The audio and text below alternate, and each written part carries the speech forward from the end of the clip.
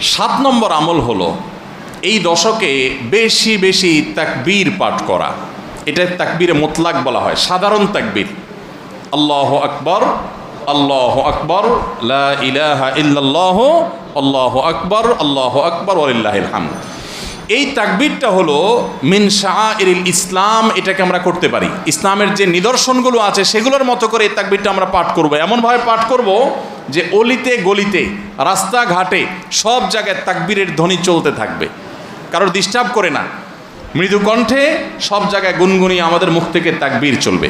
জিলহজের প্রথম দশকে এই আমলটা সম্পর্কে নবী করিম সাল্লাল্লাহু আলাইহি সাল্লামের ভাষ্য খেয়াল করেন। তিনি বলেছেন, ফাকসিরু ফীহিন্না মিনাত তাকবীরি ওয়াত তাহলিলি ওয়াত তাহমিদ।